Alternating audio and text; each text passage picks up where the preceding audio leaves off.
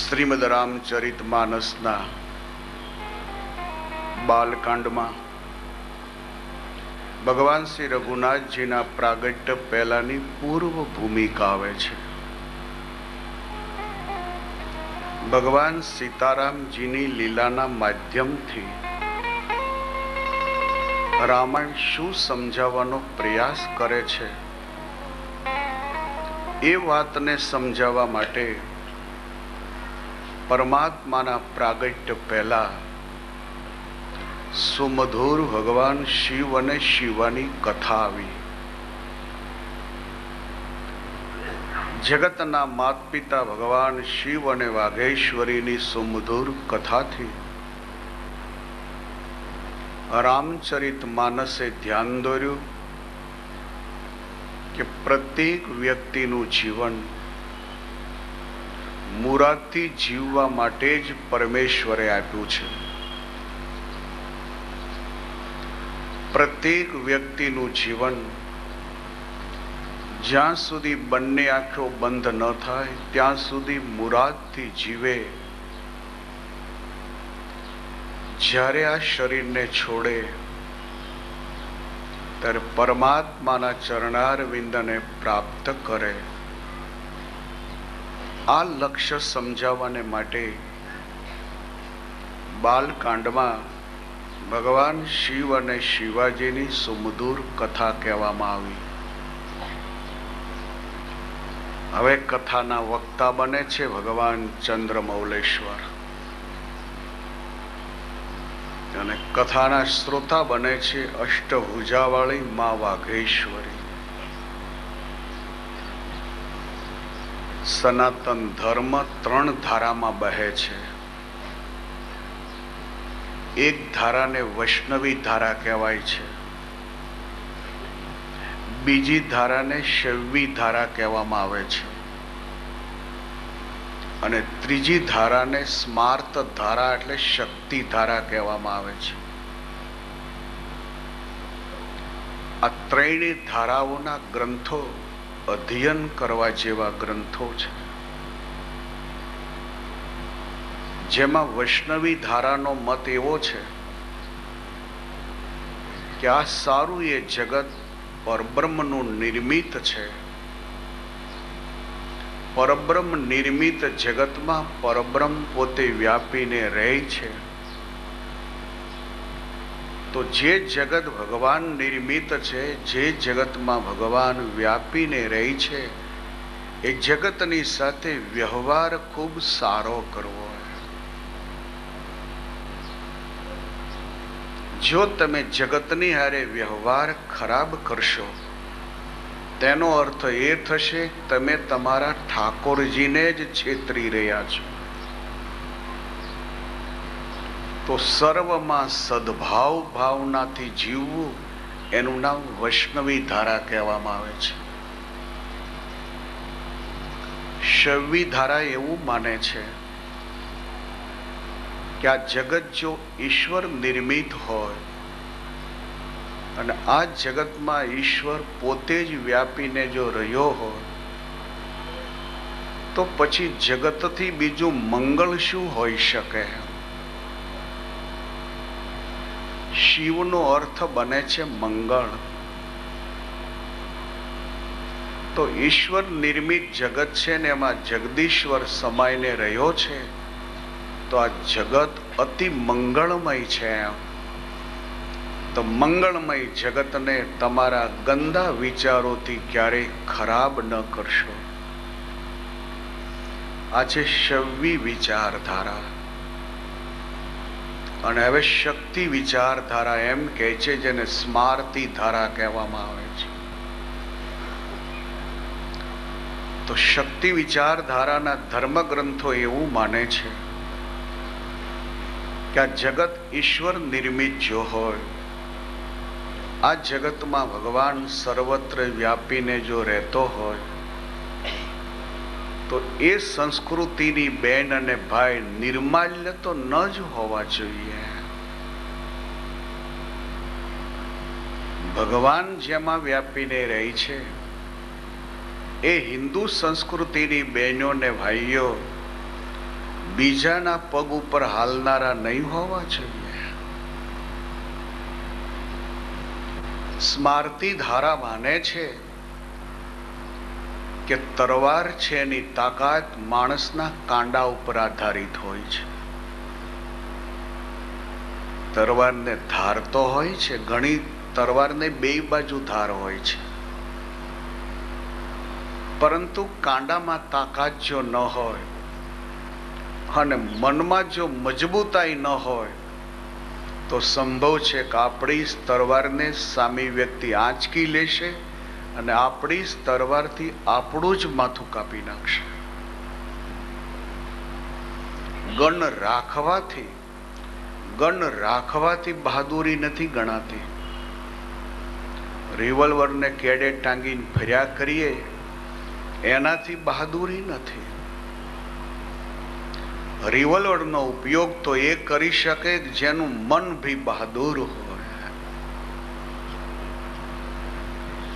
તો ગનનો આધાર માણસની મક્કમતા ઉપર, શૂરવીરતા ઉપર આધારિત છે.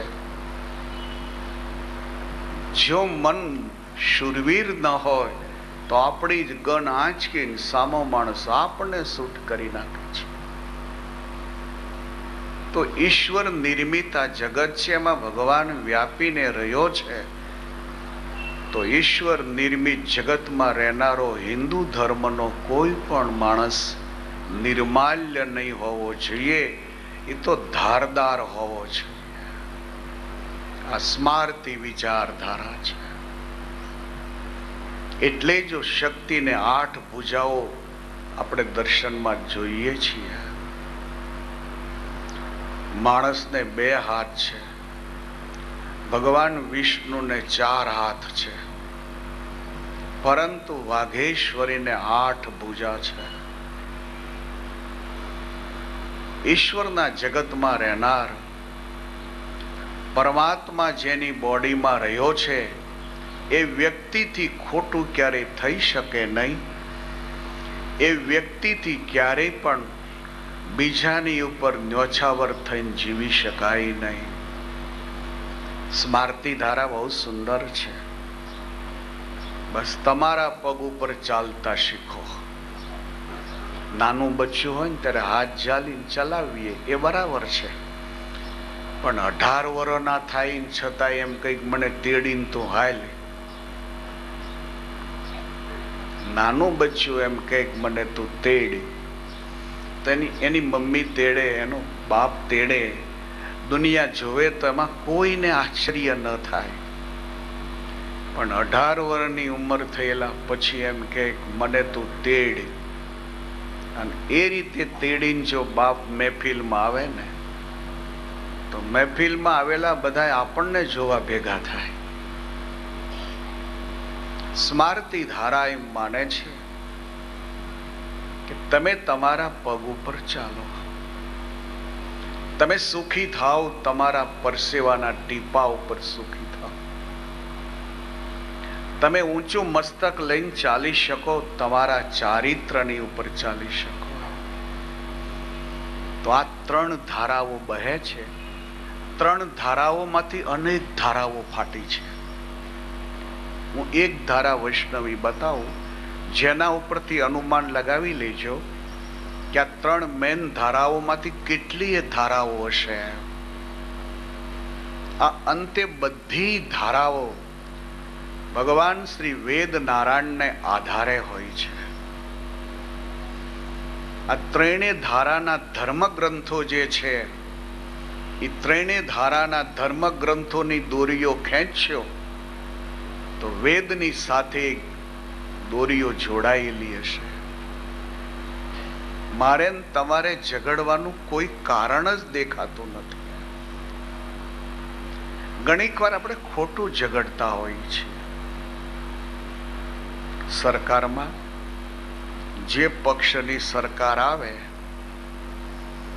પછી જે કંઈ દરખાસ્ત હોય, જે કંઈ કાનૂન પસાર કરવાનો હોય એ જ્યારે ટેબલ ઉપર મુકાય તો પક્ષના જેટલા મેમ્બર્સ હોય ને બધાય આંગળી ઊંચી. ઘણાને ખબર ન હોય કે હું મૂક્યું છે.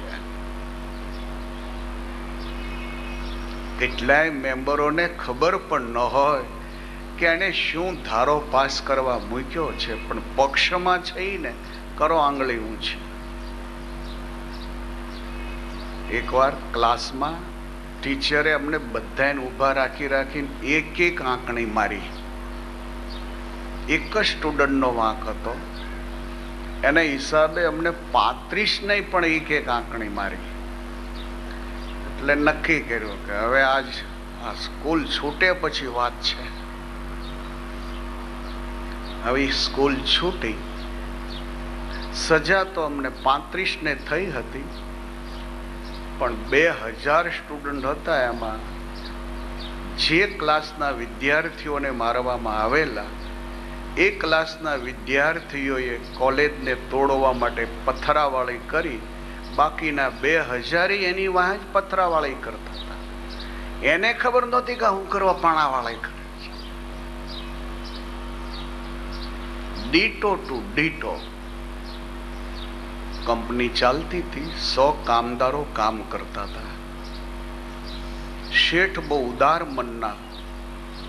કોઈ કામદાર લેટ આવે ને તો કોઈ દિવસ કઈ કહે જ નહીં. એમ કામદારો ઉપર એવી એની છાપ પડી કે લેટ આવે છે યા રજા પાડે છે છતાં પેમેન્ટ બરાબર મળે છે. આ દેશમાં કર ચોરી જો હટે તો આ દેશના નળિયા સોનાના બનાવવામાં બિલકુલ વાર નથી. ચેર જ કાઢી નાખો આ દેશમાંથી. આ દેશમાંથી ચેર કાઢી નાખવાની જરૂર છે. યુરોપના ઘણા દેશોમાં ચેર આપવામાં જ ન આવે. સર્વિસમાં ગયા એટલે ઊભા રહ્યો, ઠેઠ સુધી ઊભા જ રહ્યો. એમ કસ્ટમર ન આવે તોય ઊભો રહે. ચેર આપે તો ઊંઘે ને. કર ચોરી ત્યારે જ નીકળે કે ચેર કાઢી નાખવામાં જો આવે. લોકોનો એક માનસ કે શેઠ કોઈનો પગાર કાપતા નથી, તો લોકો કોઈ 2 દિવસે આવે, કોઈ 3 દિવસે આવે. પેલા મેનેજરને એમ લાગ્યું કે આમ કંપની તો હાવ ફડંચામાં જાહે. અને હું એનો મેનેજર અને કંપની નુકસાનીમાં જાય તો મને લાંછન. એટલે પેલા શેઠને એમ કહે છે કે કામદારો લેટ બહુ આવે છે તો થોડોક પગાર કાપવાનું રાખો. એને રજાઓ મળે છે બરાબર છે, પણ રજા સિવાયના દિવસો કોઈ રજા લેવાય નહીં આવતું. એમ પેલો શેઠ કહે છે કે હવે માણસને કામ હોય તો જ ઘરે રોકાય ને, માટે પગાર ન કપાય. પેલા મેનેજરને લાગ્યું કે આ રીતે તો કંપની ફડંચામાં જ જાય. વળી બીજી વાર દલીલ કરી કે શેઠ પગાર ન કાપો તો કઈ નહીં, પણ એક રજિસ્ટર તો રાખો, અને એવી તો એક જાહેરાત કરો જે લેટ આવશે એને માટે કેટલા સમયે લેટ છે, કયા કારણથી લેટ છે એની નોંધ લેવાશે. આટલું જ કયો ને, એટલે તરત દરેકના મન ઉપર અસર થશે કે શાયદ પગારમાં કાપ આવશે. અને આટલું જો કરવું ન હોય તો હું મારું રાજીનામું આપું છું. શેઠ કહે છે પણ પગાર ન કાપીશ તો રજીસ્ટર રાખ. એટલે આને ક્લાર્ક કરો છો, કામદારોને વાત કરી કે જે કોઈ લેટ આવશે એ કેટલા ટાઈમ લેટ આવ્યા છે એની નોંધ થશે, એનું કારણ નોંધાશે, એની સાઇન થશે, અને પછી 30 તારીખે એની ઉપર નિર્ણય લેવાશે. 100 કામદારો બીજે દિવસે બરાબર 7 વાગે ગેટ ઉપર. 2-4 દિવસ ગયા એટલે મુનિમને એમ થયું બહુ સરસ ગોઠવાઈ ગયું. એ 5મે દિવસે એક કામદાર 15 મિનિટ લેટ આવ્યો, એટલે પેલો રજિસ્ટ્રાર બેઠેલો, એટલે એમાં નામ લખ્યું, 15 મિનિટ લેટ થયો છું એ લખાણું. હવે એનું કારણ લખ્યું કે એક્સિડન્ટ થવાને કારણે રસ્તો જામ હતો એટલે 15 મિનિટ લેટ પડ્યો છું, સાઇન થઈ. મહિના સુધી પહેલા કામદારોએ ધ્યાન રાખ્યું કે 15 મિનિટ લેટ આવ્યો હતો તો આને પેમેન્ટમાં શું થાય છે. શેઠનો નિયમ હતો પેમેન્ટ તો નહીં કાપવું, એટલે આને પેમેન્ટ પૂરેપૂરું જ મળ્યું, એમ કંઈ કહેવામાં નહીં આવ્યું. એટલે કામદારોને એમ લાગ્યું કે આ ફૂફાડો છે. વળી બીજા મહિનાની 1લી તારીખથી કામદારો મળ્યા લેટ આવવા. લેટ આવે એટલે કોઈ કારણ લખાવી નાખે, કાં તો કંઈક સિગ્નલ બંધ હતું એટલે ટ્રેન મોડી પડી, કાં તો કંઈક રિક્ષાવાળા હડતાલમાં હતા એટલે હાલીને આવ્યો તો મોડું થયું, એમ કોઈ કારણ લખાવી નાખે. બીજે મહિને બધાએ ધ્યાન રાખ્યું તો પેમેન્ટમાં કોઈને કાપ ન આવ્યો, એટલે 3જે મહિને જે કામદાર સૌથી પહેલા આવ્યો હોય લેટ હોય કારણ લખે ટ્રાફિક જામ હતો, એના પછીના જે આવે એ બધા ડીટો ટુ ડીટો કરી જાય. 4થા મહિનામાં પહેલો કામદાર અડધી કલાક લેટ આવ્યો, એટલે એને લખ્યું અડધી કલાક લેટ આવ્યો, કારણ તો વાઈફને ડિલિવરીનો સમય હોવાથી. એની પાછળ 99 આવ્યા ને એને ડીટો ટુ ડીટો જ કર્યો. આપણી છે ઇન્ડિયન પ્રકૃતિ. સ્મારતી ધારા એમ કહે છે કે તમારા પગ ઉપર હાલતા શીખો. તમે જ્યાં સુધી અશક્ત છો ત્યાં સુધી બરાબર તમને કોઈ કેડે તેડશે. તમે જિંદગીભર આવી આશા ન રાખો. મહેનતથી મળે એમાં સ્વાદ હોય છે. માગી ખાવાના વિચારો મગજમાંથી કાયમ કાઢી નાખવા જોઈએ. તો આ 3 જે ધારાઓ છે એ 3 ધારાની તમે દોરી ખેંચશો તો વેદની સાથે જ આ 3 ધારાઓ જોડાયેલી હશે. તો વૈષ્ણવી ધારાના કેટલા બધા પ્રવાહો છે, એક પ્રવાહ તમને સહેજ બતાવો, એના ઉપરથી તમે અનુમાન લગાવી લેજો. વૈષ્ણવી ધારા, દ્વારકાધીશ આ શરીરને છોડીને ગયા એટલે મહાભારતનો યુગ. ભગવાન દ્વારકેશ મનુષ્ય લીલાની સમાપ્તિ કરીને જ્યારે ગોગલો પધાર્યા છે પછી દ્વારિકામાં મંદિર થયું છે. મંદિર જ્યારે નિર્માણ થઈ ચૂક્યું ત્યારે ભગવાન દ્વારકાધીશના વંશજે ભગવાન દ્વારકાધીશની મૂર્તિની પ્રતિષ્ઠા કરાવી છે. ભગવાન દ્વારકાધીશને ત્યાં પધરાવવામાં આવ્યા. ત્યાર પછી જે મંદિરો થયા એ દરેક મંદિરોમાં ભગવાનનું સ્વરૂપ પધરાવવામાં આવ્યું. પ્રાચીન કાળના મંદિરોમાં તમે જોશો તો સિંગલ સ્વરૂપનું દર્શન થાય. દ્વારિકામાં જોવો તો બાંસુરીધારી ભગવાન કૃષ્ણનું દર્શન થાય, બાજુમાં રાધાજીનું દર્શન નહીં થાય. તમે શામળાજી જશો તો ભગવાન શામળાજી સિંગલ સ્વરૂપ, બાજુમાં રાધાજી નહીં હોય. તમે શ્રીનાથજી જશો તો બાવાનું સ્વરૂપ સિંગલ સ્વરૂપ, બાજુમાં લક્ષ્મી કોઈ નહીં હોય. તમે તુલસી શ્યામ જશો તો ભગવાન શ્યામ સુંદરનું એક સિંગલ સ્વરૂપ છે, બાજુમાં કોઈ સ્વરૂપ જોવા નહીં મળે. તો વૈષ્ણવી વિચારધારા ખાલી ભગવાનની ઉપાસના અને પૂજાથી શરૂ થઈ. ત્યાર પછી આવ્યો મધ્યયુગ. મધ્યયુગમાં ભગવાન ચૈતન્ય મહાપ્રભુ થયા અને ચૈતન્ય મહાપ્રભુએ ગૌડ સંપ્રદાયની સ્થાપના કરી. અને ગૌડ સંપ્રદાયની સ્થાપના કર્યા પછીથી જે મંદિરો બનાવવામાં આવ્યા એ હરેક મંદિરોમાં યુગલ સ્વરૂપની સ્થાપના કરવામાં આવી. ભગવાન રાધા કૃષ્ણનું યુગલ સ્વરૂપ હોય છે. તો મધ્યયુગ પછીના જે કોઈ મંદિરો થયા એ હરેક મંદિરોમાં ભગવાનનું યુગલ સ્વરૂપ રાધા અને કૃષ્ણ આવું સ્વરૂપ હોય છે. તો શરૂઆત હતી સિંગલ સ્વરૂપથી. તમે દ્વારિકા ગયા હશો, ભગવાન દ્વારકાધીશ સિંગલ સ્વરૂપે બિરાજે છે, બાજુમાં કોઈ સ્વરૂપ નથી. તો શરૂઆત થઈ સિંગલ સ્વરૂપથી. ગૌડ સંપ્રદાય થયા પછીથી યુગલ સ્વરૂપની સ્થાપના થઈ. અને ત્યાર પછી ભગવાન મહાપ્રભુજી વલ્લભાચાર્યજી પધાર્યા તો એને સિંગલ સ્વરૂપ ન સ્વીકાર્યું, યુગલ સ્વરૂપ ન સ્વીકાર્યું, એને બાળ સ્વરૂપ સ્વીકાર્યું છે. મંદિર શબ્દને કાઢી હવેલી શબ્દ સ્વીકાર્યો છે. અને હવેલીની અંદર ન તો ભગવાનનું સિંગલ સ્વરૂપ બિરાજતું હોય કે ન તો રાધા કૃષ્ણનું યુગલ સ્વરૂપ બિરાજતું હોય. એમાં માખણલાલ, વર્ષથી નીચેની ઉંમરનું બાળક જે હોય એ ગોઠણિયા ભર ચાલતું હોય. તો ગોઠણિયા ભર ચાલતું એવું ભગવાન બાળ પ્રભુનું સ્વરૂપ એ હવેલીમાં બિરાજતું હોય છે, જેને પુષ્ટિ સંપ્રદાય કહેવામાં આવે છે. પુષ્ટિ સંપ્રદાયના જે કોઈ આશ્રિતો હોય છે એને ઘરે સિંગલ સ્વરૂપ ન બિરાજતું હોય, યુગલ સ્વરૂપ બિરાજતું ન હોય, એ ઘરમાં બાળ સ્વરૂપ બિરાજતું હોય છે. મેં તમને ખાલી આ ધારાઓ બતાવી, તમે ઝઘડતા નહીં પાછા કે સિંગલ વાળા ખોટા છે, ડબલ વાળા હાચા છે, અમે એની કરતા થોડાક પાછા છીએ. આમ ઝઘડો ન કરતા, મેં તો ધારાઓ બતાવી છે. આ ધારાઓની પાછળ કંઈક કારણો છે અને આધ્યાત્મિક કારણો એટલા ફાઇન છે કે જો એને સમજવા મળે ને તો તમે નાચી ઉઠશો. તમને એમ થશે કે અદ્ભુત આપણા પૂર્વજોએ કામ કર્યું છે.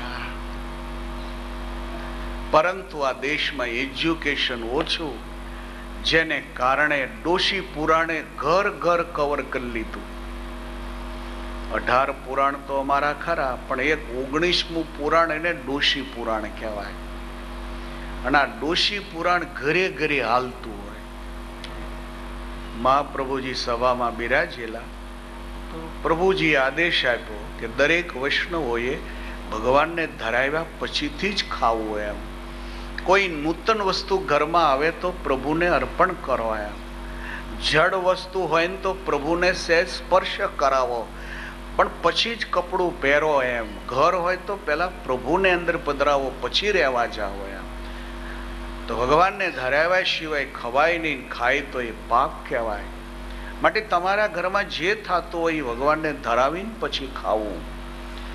સાંજનો ટાઈમ હોય, તમે ખીચડી ધરાવતો તો ખીચડી બી ધરાવાય. એમ પણ ધ્યાન રાખજો કે ખીચડી ધરાવો ને ત્યારે ગરમ ગરમ બહુ નહીં ધરાવતા, તપેલીમાંથી કાઢીને સીધી ધુમાડા કાઢતી ન ધરાવતા, ભગવાન દાજી જાય. કે કદાચ તમે ગરીબ હો તો પછી સ્પૂન નહીં મૂકી શકો તો એક દાંતણ તો ઘરમાં હોય ને, દાંતણ ખીચડીની વચ્ચે મૂકવું. પણ એ રીતે ખીચડી ભગવાનને ધરાવાય સિવાય કાશો નહીં. માજીએ મનમાં નક્કી કર્યું કે આપણે નિયમ લેવો છે.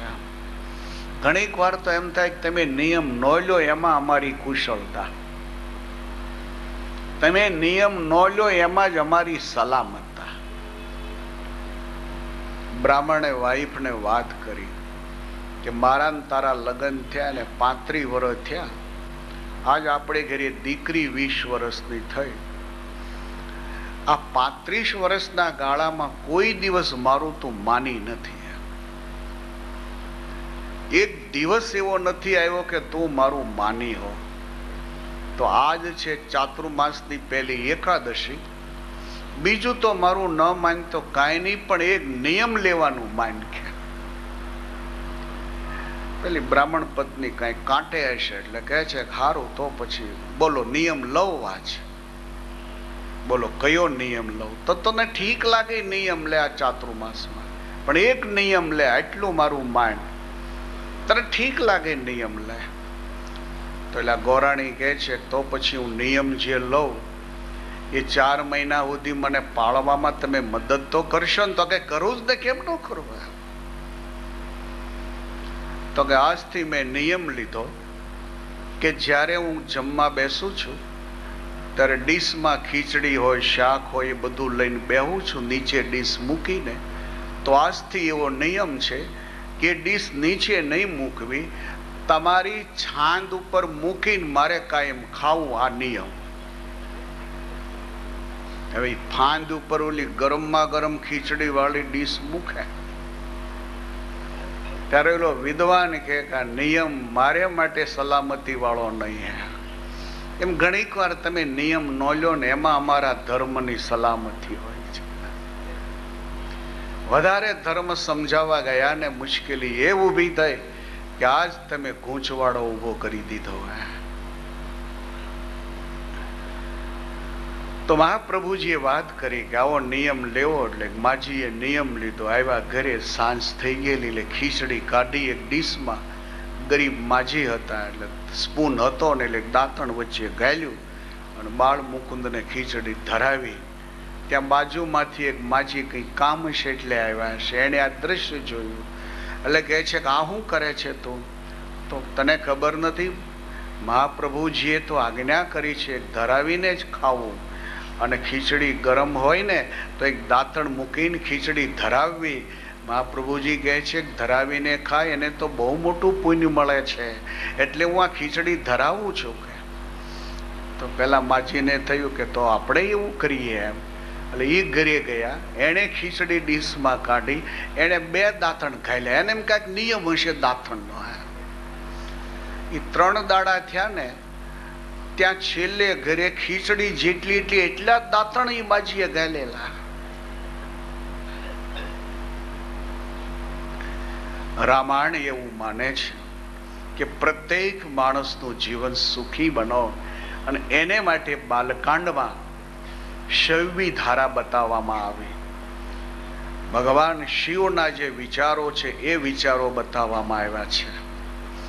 અને હવે ભગવાન ચંદ્રમૌલેશ્વર પાર્વતીજીની સાથે કૈલાસના શિખર પર બિરાજમાન થયા છે. જગત પિતરૌ વંદે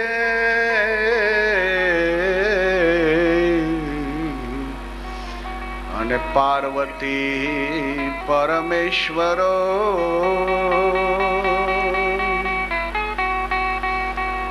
જગત પિતરૌ વંદે અને પાર્વતી પરમેશ્વરો.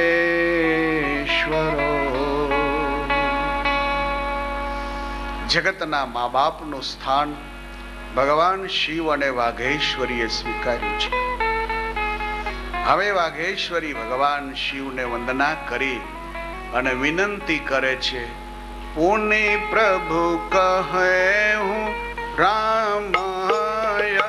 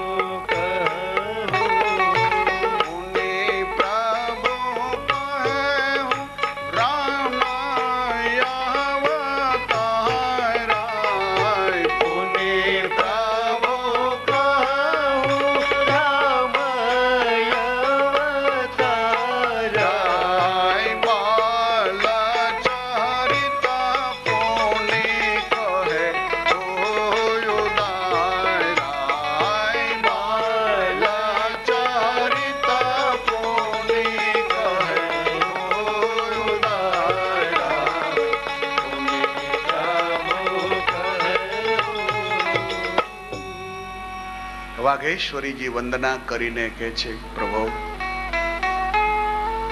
ભગવાન શ્રી સીતારામજી મનુષ્ય શરીરને ધારણ કરીને જ્યારે આ લોકમાં પધાર્યા, ભગવાન સીતારામજીના લીલા ચરિત્રો તો મેં ઘણીક વાર સાંભળ્યા છે. પ્રભુ હું જ્યારે પિતાજીને ઘરે હતી ત્યારે મૈયા બહેના તો હર વખત સીતારામજીની વાત મને સમજાવતી. હું ઘણીક વાર માને એવું પૂછતી કે સીતાજી જમીનમાંથી જન્મ્યા, આ વાત મને વાસ્તવિક નથી લાગતી. જમીનમાંથી બાળક કેમ જન્મે?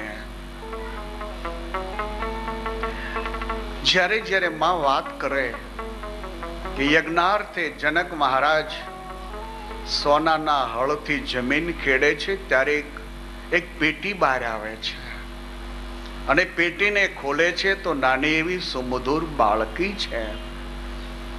જનક મહારાજ એને દીકરી તરીકે ઉછેરીને મોટા કર્યા, એનું નામ જાનકી પાડ્યું છે. પ્રભુ જ્યારે માં આવી વાત મને કરે ત્યારે હું માને એમ પૂછતી કે જમીનમાંથી દીકરી કેમ જન્મે? અને જમીનમાંથી જે જન્મે એ દીકરીનું લગ્ન ભગવાન રઘુનાથજીની સાથે થાય તો પછી ભગવાન તો દરેકમાં વ્યાપીને રહ્યા છે. જે સર્વમાં વ્યાપીને રહેલા હોય એ પરમાત્માને લગ્ન કરવાની કઈ જરૂર હોય?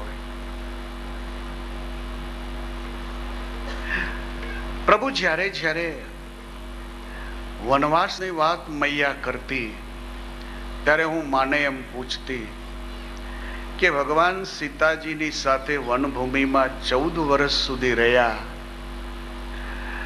તો પિતાજીની આજ્ઞાનું પાલન કરવા માટે વનભૂમિમાં રહ્યા એવું તું સમજાવે છે મને. પિતાજીની આજ્ઞાનું પાલન કરવું જ જોઈએ આવી તું જે વાત કરે છે, તો પછી માં બલિ મહારાજની વાત મેં સાંભળી કે બલિ મહારાજને ત્યાં વિષ્ણુ જ્યારે 3 પગલા જમીનનું દાન લેવા આવ્યા ત્યારે બલિના ગુરુનું નામ શુક્રાચાર્ય છે. પ્રભુ માને એમ કહેતી કે તું જ ઘણીક વાર એમ કહે છે કે ગુરુ છે એ મા બાપનું સ્વરૂપ છે. ગુરુ શબ્દ લખે એટલે એમાં 3 વ્યક્તિનો સમાવેશ થાય. એક તો પોતાના ગુરુ, ગુરુ શબ્દમાં બીજો સમાવેશ થયો પોતાના પિતા, અને ગુરુ શબ્દમાં ત્રીજો સમાવેશ થયો પોતાની જનેતા. તો તું ઘણીક વાર એવું સમજાવતી કે ગુરુ છે તો મા બાપ કહેવાય. તો બલિના ગુરુનું નામ શુક્રાચાર્ય હતું અને શુક્રાચાર્ય 3 પગલા પૃથ્વીનું દાન કરવાની તો મના કરી હતી. તો પછી બલિ મહારાજ ગુરુનું કેમ ન માન્યા? ગુરુ તો મા બાપનું સ્થાન છે. તો ગુરુની આજ્ઞા બલિ મહારાજ જો ન માનતા હોય તો પછી દશરથજીએ ભગવાન રઘુનાથજીને વનવાસ આપ્યો હોય તો પછી બાપની આવી આજ્ઞાને પ્રભુએ કેમ માથે ચડાવી લીધી? બહુ સરસ ક્વેશ્ચનો છે આ. રામાયણ જેટલી સાંભળવી સહેલી છે એટલી જ સમજવી કઠિન છે. રામાયણના વળાંક બહુ મોટા વળાંકો છે. હર કોઈ કથાની અંદર ઊંડાણ તમને દેખાશે કે પિતાજીની આજ્ઞાનું પાલન કરવા માટે પ્રભુ વનભૂમિમાં પધાર્યા. ભગવાને તો પિતાજીની આજ્ઞાનું પાલન કર્યું તો ભરતજીએ કેમ ન કર્યું? એમ ભરતજીને બી આદેશ હતો કે અયોધ્યાના શાસન ઉપર તમારો અભિષેક થાવ. જ્યારે દશરથજીની અંત્યેષ્ટિ ક્રિયા થઈ રહી છે અને પછી એક સભા મળી છે, આ સભામાં વશિષ્ઠજીએ દરખાસ્ત મૂકી. ભગવાન રઘુનાથજીને જે વનવાસ થયો છે એમાં તો ખાલી દશરથ મહારાજ એક જ એગ્રી થાય છે બાકી અયોધ્યાનું કોઈ રાજકુટુંબ છે એનો કોઈ સભ્ય નથી એગ્રી. એમ રાજ્યના કેબિનેટ મંત્રીઓ જે છે એ કોઈ એગ્રી નથી. અયોધ્યાની પ્રજા બી એમાં સંમત નથી. ખાલી દશરથજી કૈકેયીની માગણી ઉપર વનવાસની વાત સ્વીકારે છે. જ્યારે ભરતજી માટે તો ખુદ વશિષ્ઠ ગુરુ દરખાસ્ત મૂકે છે અને દરખાસ્ત મૂકીને એમ કહે છે, નૃપાહી બચન પ્રિય પ્રિય નહીં પ્રાણ. નૃપાહી બચન પ્રિય પ્રિય નહીં પ્રાણ. નૃપાહી બચન પ્રિય પ્રિય નહીં પ્રાણ. નૃપાહી બચન પ્રિય પ્રિય નહીં પ્રાણ. કરે હું તાતા પિતુ બચનું પ્રમાણ. કરે હું તાતા પિતુ બચનું પ્રમાણ. દરખાસ્ત જ્યારે મૂકી છે ત્યારે વશિષ્ઠજી એવી ઘોષણા કરે છે કે ભરતજી સાંભળી લ્યો, મહારાજાને વચન જ પ્રિય હતું, પ્રાણ પ્યારો નહોતો. એટલે જ પોતાનું વચન નિભાવવા માટે પોતે પ્રાણ છોડ્યો છે, પણ બાકી કૈકેયીને જે વચન આપ્યું તો એ મહારાજે બરાબર પાળી બતાવ્યું છે. ભરત ભગવાન શ્રી રઘુનાથજીને અયોધ્યા રાજકુટુંબ ખૂબ જ પ્યારું હતું. ભગવાન કોઈ બી દોષથી દોષિત નહોતા, છતાંય પણ પિતાજીનું વચન પાળવું એ પ્રભુને ખૂબ પ્યારું હતું. इसलिए सारी अयोध्या ने रड़ती मूकी અને પ્રભુએ પિતાજીનું વચન પાળવા માટે વનવાસ સ્વીકાર્યો છે. હવે ભરત તમારો વારો આવે છે. તો મહારાજા દશરથજીનું વચન છે, અયોધ્યાની ગાદી પર ભરતનો અભિષેક થાવ. તો તમારા અભિષેકની હું દરખાસ્ત મૂકું છું. તરત કૌશલ્યાજી હાથ ઊંચો કર્યો કે ગુરુની દરખાસ્તમાં હું મારો ટેકો જાહેર કરું છું. સુમિત્રાએ હાથ ઊંચો કર્યો કે કૌશલ્યાજીની વાતને હું મારી સંમતિ જાહેર કરું છું. સારા કેબિનેટ મંત્રીઓએ પોતાનો મત જાહેર કર્યો. ત્યાં તો આખી અયોધ્યાની સભા હતી. એ દરેકે હાથ ઊંચા કર્યા કે અમે આમાં એગ્રી છીએ, અમારો મત આમાં જાહેર કરીએ છીએ. છતાં રામાયણની કથા તો એવું કહે છે કે ભરતજીએ પોતાની જાતનો અભિષેક ન કરાવ્યો. તેનો અર્થ એવો ન થયો ભરતજીએ પિતાજીની આજ્ઞાને ઠુકરાવી નાખી. એનો અર્થ એવો નથી થતો કે ભરતજીએ પિતાજીની આજ્ઞાનું પાલન નથી કર્યું. એમ પ્રભુએ પિતાજીની આજ્ઞાનું પાલન કર્યું તો ભરતજીએ પિતાજીની આજ્ઞાનું પાલન ન કર્યું. આ તો એક ભાઈ ભાજપમાં ને એક ભાઈ કોંગ્રેસમાં, બાપ ભાજપમાં દીકરો કોંગ્રેસમાં, જેની સરકાર આવે એમાં ઘૂસી જવાનું. આવી વાત છે. હિન્દુ ધર્મ ગ્રંથો એ ખાલી કલ્પનાના ગ્રંથો નથી. હિન્દુ ધર્મના ધર્મશાસ્ત્રો એ કોઈ કલ્પનાઓ નથી.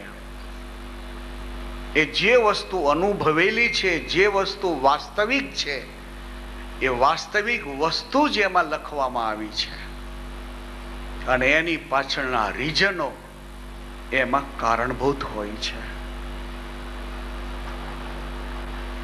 તો આજ વાઘેશ્વરી ભગવાન શિવને એવી પ્રાર્થના કરે છે.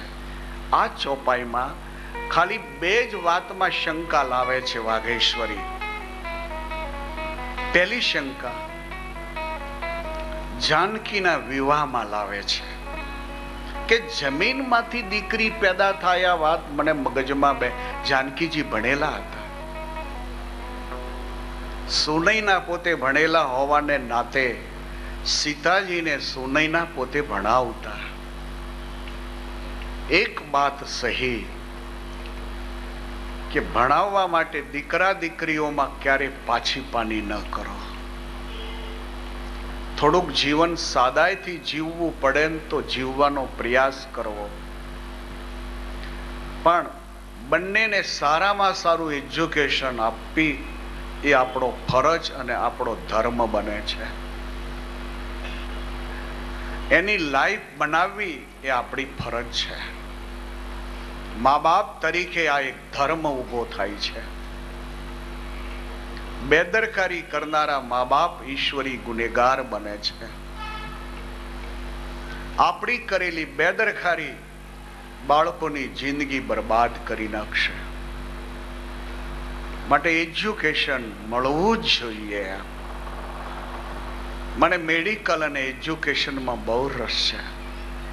આજે કોઈ મને એમ કહે ને કે મેડિકલ માટે કે એજ્યુકેશન માટે માગવા જવું છે, તૈયાર. બાકી કંટાળો છે.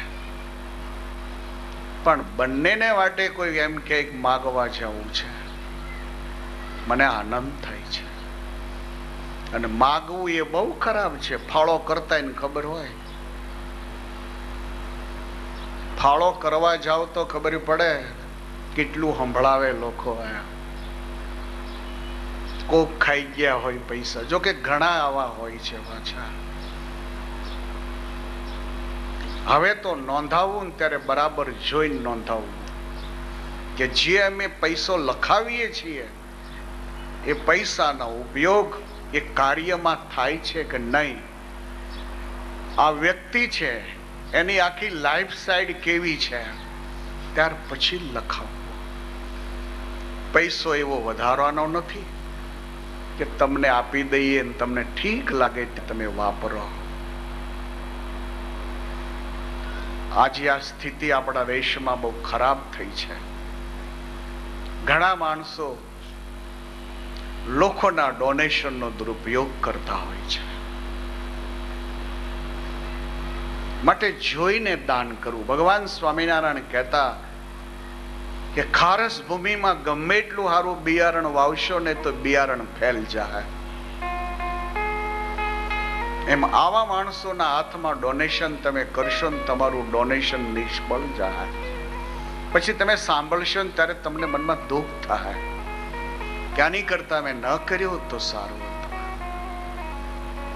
સારી વ્યક્તિ લાગે ને તો તાકાત ઉપર ડોનેશન કરો. એમ 500 ની તાકાત હોય ને તો 750 આપો. પણ વ્યક્તિ જો બરાબર ન લાગે તો સમજીને કરો.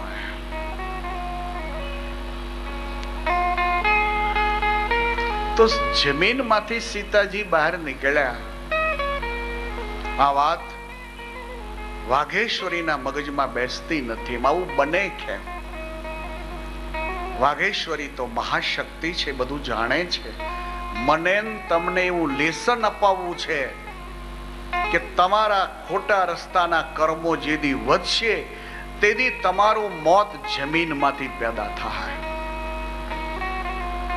એટલે ગુજરાતીમાં એમ કહેવાય છે કર્મના જેદી વાંકા થાય તેદી ભોમાંથી ભાલા જન્મતા હોય.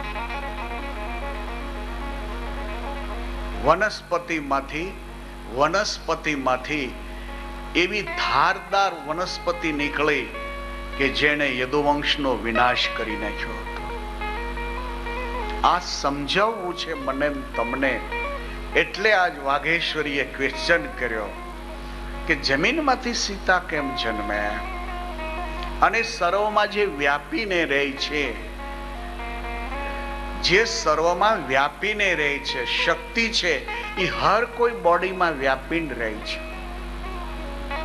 શક્તિ વગરનો માણા હોય તો ઊભો થઈ શકે?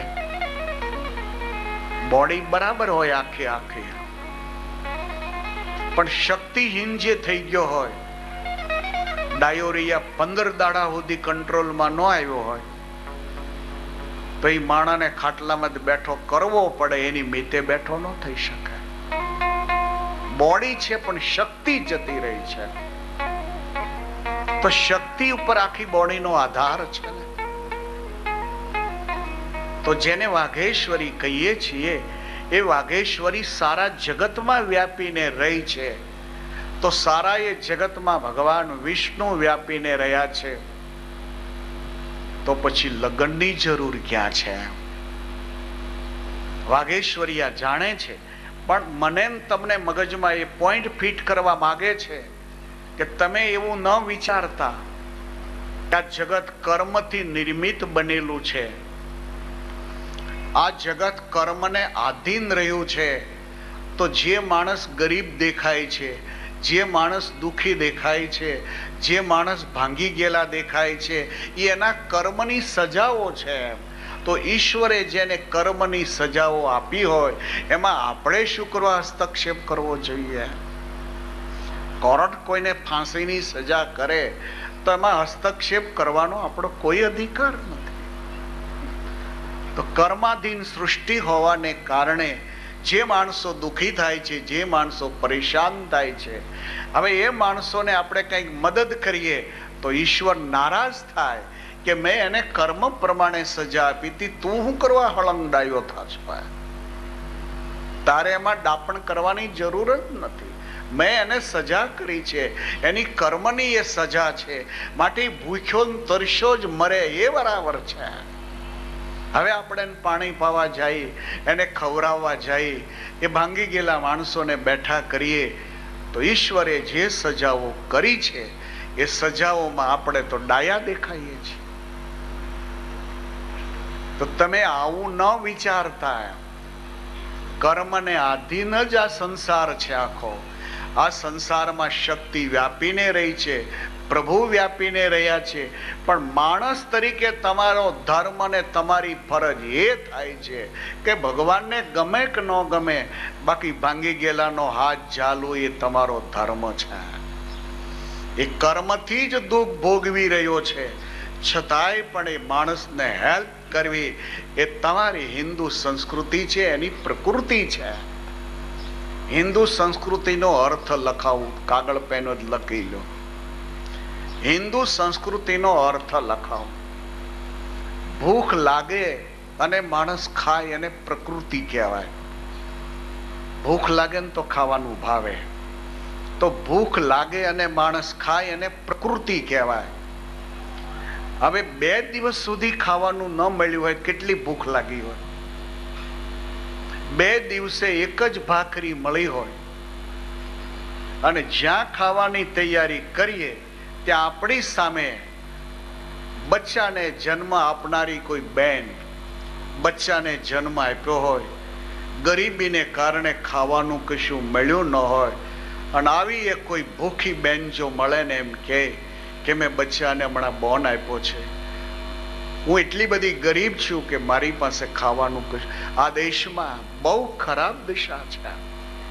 હવે દવાખાનાની થોડીક વ્યવસ્થાઓ થઈ, નહીં તો ડિલિવરીની કેટલી બહેનો મોતને ઘાટ વહી જતી હતી. પ્રજા બહુ ને એટલે આપણને વાંધો નહોતો ને.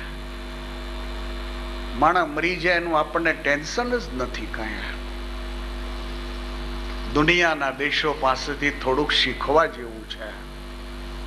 મોતથી મરે એને દુનિયા સ્વીકારે છે, બાકી મેડિકલ ખામીથી કોઈ મરે છે એને દુનિયા સ્વીકારવા તૈયાર નથી. આપણે ત્યાં મોત કરતા મેડિકલ ખામીથી ઘણા લોકો મરે છે. રોડ ઉપર એક્સિડન્ટ થયો ને તરફડતો હોય, કોઈ કાકોય ન આવે, બધું વયું જાય ને પછી પોલીસ વાળા આવે.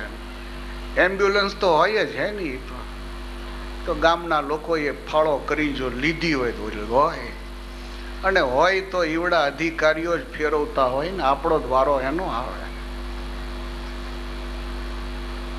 જાણે એની હાટું થઈને આપણે ફાળો કરી લાવ્યા હોઈએ. અહીંયા પતી ગયા પછીથી માણસને પૂછવામાં આવે છે. અહીંયા પતી ગયા પછીથી પૂછવામાં આવે છે કે તને શું થયું, હું આ છેલ્લો શ્વાસ ખેંચવા મળ્યો. અહીંયા કોઈ વ્યવસ્થા નથી. દુનિયા ક્યાં પહોંચી ગઈ એમ. આપણે એની સાઈડ ભલે નથી કાપવી, પણ શીખીએ તો સહી. આ દેશમાં કઈ કમી છે? આ દેશમાં ભગવાને WWW કેટલા સાનુકૂળ આપ્યા એમ. વાઇફ આ દેશમાં કેટલી સાનુકૂળ આપી એમ. આખી જિંદગી આપણો હુકો હાંકો એને તો હાલે એમ છે. વાઇફ સાનુકૂળ. દુનિયાના દેશોમાં WWW સાનુકૂળ નથી. તરત પેલી વાઇફ છૂટાછેડા લઈ લે, તો તારે રસ્તે હું મારે રસ્તે. ખાવા બેસે બે જણા તો પોતાનું બિલ હવ ભરે. પુરુષ એનું ભરે, લેડીઝ એનું ભરે. જય સ્વામિનારાયણ. આ દેશમાં બેયનું એક ખાતું બેંકમાં દેખાય છે. હસબન્ડ વાઇફનું એક જ ખાતું હોય છે. તમે આખો યુરોપ કન્ટ્રી ફરી લ્યો, હસબન્ડ વાઇફનું તમને ભેગું ખાતું જોવા નહીં મળે. પુરુષનો ચેક આવે તો એના ખાતામાં જાય, લેડીઝનો ચેક આવે તો વાઇફના ખાતામાં જાય. આ દેશમાં એક ખાતું હોય છે. પુરુષ જે કરે છે એને આખું ઘર માન્ય રાખતું હોય છે. તો અહીંયા વાઇફ સાનુકૂળ છે, અહીંયા વેધર સાનુકૂળ છે. બોલો, અત્યારે કથા થાય છે ને ખુલ્લા મેદાનમાં. અમેરિકામાં હોલ સિવાય કથા નથી થતી. બહાર કરવા જાય ને તો એટલી બધી ઠંડી હોય, કાં તો વરસાદ મળે પડવા, કાં તો સ્નો પડે. અહીંયા વાઇફ વેધર બી સાનુકૂળ છે, અને વર્ક કેટલો સાનુકૂળ છે. અહીંયા કાનૂન જેવો ગુમાસ્તા તારો દાખલ થયો. એકવાર ગરી ગયા એટલે આપણે શેઠ ને શેઠ આપણો નોકર. દઈ જવાબ પછી એને અહીંયા કોઈ કાઢી શકે છે? કોઈને. શિક્ષક ભણાવે તો ભલે ન ભણે, ટેબલ ઉપર લાંબા પગ કરીને બેહે. એક સ્વામીજી સ્કૂલમાં ગયા તો પેલો ટીચર ટેબલ ઉપર પગ રાખીને બેઠેલો. પેલા સ્વામીજી આવ્યા એટલે કે છે કે બાપજી અમે ટેબલ ઉપર પગ રાખ્યા છે તો તમને વાંધો નથી ને? પેલા સ્વામીજી કહે છે કે ટેબલ ઉપર બે હાથ ને બે પગ રાખો તો મને શું વાંધો છે? એમ હું એમ માનીશ કે કોઈ ઢોર છૂટી ગયું તું. એમ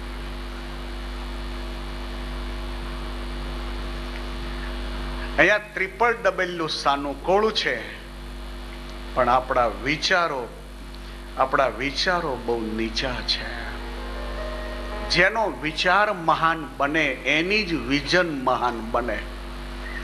વિચાર જ્યાં સુધી મહાન ન બને ત્યાં સુધી વિઝન કોઈ દિવસ મહાન ન બને.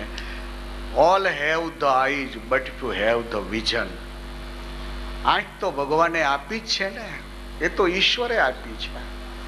હવે વિઝન તમે મેળવો. હવે વિઝન તમે એવી મેળવો કે વસુધૈવ કુટુંબકમ. તો આજે ઉમા પૂછી રહ્યા છે કે સીતાજીનો જન્મ જમીનમાંથી થયો, એ વાત મગજમાં બેસે એવી નથી. અને કદાચ મગજમાં બેસે તો એ સીતા અને રામ તો શક્તિ અને પ્રભુ છે, એ સર્વમાં વ્યાપીને રહ્યા છે, તો એનું લગ્ન કરવાની કઈ જરૂર છે? એનાથી એ પોઈન્ટ રામાયણને શીખવાડવો છે કે આ જગત ભગવાનનું નિર્મિત છે, કર્મને આધીન છે, પણ તમારી ફરજ એ છે કે ભાંગી ગયેલાનો હાથ તમે ચાલો. એ માણસ તૂટી ગયો છે અને બેઠો ખરો. તમારી શક્તિ હોય ને તો એને કંઈક આપો. એમ ભગવાન સ્વામિનારાયણ કહેતા કે આપવાના બારામાં જેને કપડું ન હોય, અન્ન છાદન દાનેશુ પાત્રમ નૈવ વિચારયેત. જેને પહેરવા કપડું ન હોય એને પહેરવાનું કપડું આપવું, અને જે ભૂખ્યો હોય એને ખાવા માટેનું ભોજન આપવું. આ બે બારામાં પાત્ર કુપાત્રનો કોઈ દી વિચાર ન કરતા. તમે આ બે બારામાં ક્યારે વિચાર ન કરો. બસ એને કપડા નથી એ જ એની પાત્રતા છે, એ ભૂખ્યો છે એ જ એની પાત્રતા છે ને આપી દો. તો સંસ્કૃતિનો અર્થ હું તમને લખાવતો હતો કે ભૂખ લાગે ત્યારે માણસ ખાય છે ને પ્રકૃતિ કહેવાય. પણ 2 દિવસ સુધી ખાવા ન મળ્યું હોય અને ખૂબ કકડીને ભૂખ લાગી હોય અને એમાંય ભાખરી ખાવા માટે આપણે હાથમાં લઈએ અને કોઈ લેડીઝ આવી હોય અને એમ કે મેં બચ્ચાને જન્મ આપ્યો છે, હું ગરીબ છું, મારી પાસે ખાવાનું કશું નથી, તો એ ટાઈમે 2 દિવસના ભૂખ્યા છીએ, કકડીને ભૂખ લાગી છે, છતાંય આપણા ભાગની ભાખરી પેલી બેનને આપી દેવી, આનું નામ સંસ્કૃતિ કહેવાય. આનું નામ હિન્દુ સંસ્કૃતિ છે. આ સંસ્કૃતિની આપણે ધરોહર છીએ, આ સંસ્કૃતિનું આપણે બિયારણ છીએ. હાફૂસ કેરી જો હોય, વલસાડી કલમ લાવ્યા હોઈએ અને પછી 2-5 ફૂટ ખાડો ઊંડો ને પહોળો ગાળીને પછી હાફૂસની કલમ વાવીએ, પછી ખાતરને પાણી આપીએ અને એ આંબો જ્યારે મોટો થાય ત્યારે તો એને હાફૂસ કેરી જ આવે ને. હાફૂસની કલમ છે, હાફૂસની કલમ ને હાફૂસ કેરી જ આવે. પણ હાફૂસ સમજીને આંબો વાવ્યો હોય અને હાફૂસ કેરી ન આવે અને ખાટા ભડદા જીદી આવે, તેથી વિચારવું જોઈએ કે આમાં ક્યાંક ભૂલ ખાધી આપણે. તો આ સંસ્કૃતિનો દીકરો કે દીકરી એ હાફૂસ જેવા હોવા જોઈએ, હાફૂસ જેવા હોવા જોઈએ. ભડદા જેવા જીદી દેખાતી એમ સમજવું કે આમાં ક્યાંય થાપ ખાઈ ગયા છીએ આપણે, એનું આ પરિણામ છે.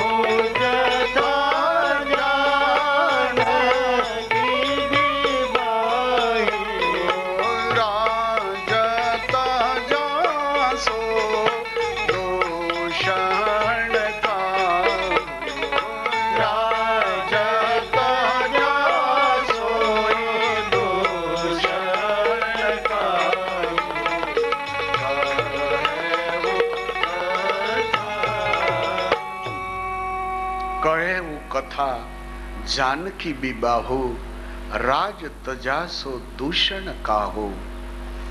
અયોધ્યામાંથી 14 વર્ષ સુધી વનવાસમાં પધાર્યા અને એમાંય સીતાનું હરણ જ્યારે થયું ત્યારે ભગવાન પાગલ થઈને જે એને શોધવા માટે નીકળ્યા છે. સીતાજીની શોધમાં 14 મહિનાનો ટાઈમ લાગ્યો છે. સીતાજીની શોધમાં ભગવાન રઘુનાથજીને 14 મહિનાનો ટાઈમ લાગ્યો છે.